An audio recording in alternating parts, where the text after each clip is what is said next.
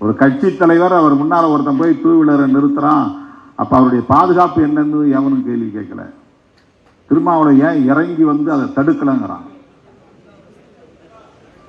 இதே மாதிரி எடப்பாடி பழனிசாமி அவர்கள் போகும்போது ஒருத்தன் டூ வீலர் போய் நின்னான்னா அப்படி கேள்வி எடுப்பாங்களா? ஏன் எடப்பாடி பழனிசாமி இறங்கலன்னு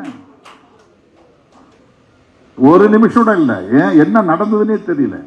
அம்பாட்டுக்கு வந்தான், நின்னா, அப்படி முறைச்சான். யாரா இருந்தா என்ன, அவங்ககிட்ட முறைச்சதுனால அவங்க அடிச்சாங்க.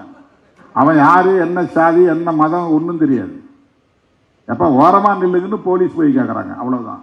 எஸ்கார்ட் போலீஸை முறைக்கிறான். மற்றவங்க போய் தம்பி கொஞ்சம் தள்ளி நில்லுங்க, வண்டியில தலைவர் இருக்கிறாரு, யாரா இருந்தாலும் முறைக்கிறான்.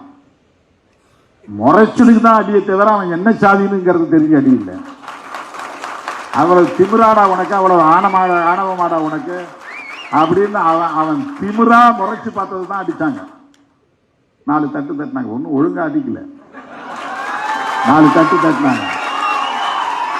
அவன் உடனே வந்து மயக்கம் போட்டு நெஞ்சு வலிக்குது ஒரு நாடகம் ஆடுறான்.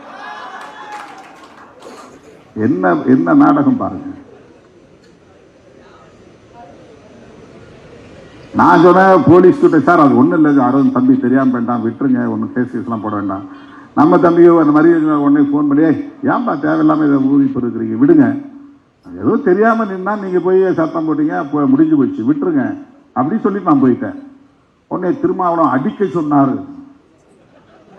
அடங்க மருன்னு தான் சொல்லியிருக்கேனே தவிர என்ன நான் வந்து எந்த இடத்திலுமே வன்முறையை தூண்டியதில்லை. அடங்க மருங்கிறது ஒரு அரசியல். அது என்ன நடக்குதுன்னே தெரியல. டக்குனு அவன் அந்த பக்கம் ஓடிட்டான். அவன் வர்றதுக்கு முன்னாடி அவன் ஆள் செட் பண்ணி வச்சிருப்பான் போட்டு முன்னால இருந்து ஒரு ஃப்ரெண்ட் வீடு எடுக்கிறாங்க. 2:38 சம்பவம் நடக்குது. 2:39 ஒரு தனியார் தொலைக்காட்சியில் அது போடுறான், அப்லோட் பண்றான். இப்போ அவங்களுக்குள்ள ஏதோ வந்து ஒரு இன்டர்லிங்க் இருந்திருக்குது. நாங்கள் இது மாதிரி இருப்போம், நீ வீடியோ எடுத்து டக்குன்னு போடுன்னு.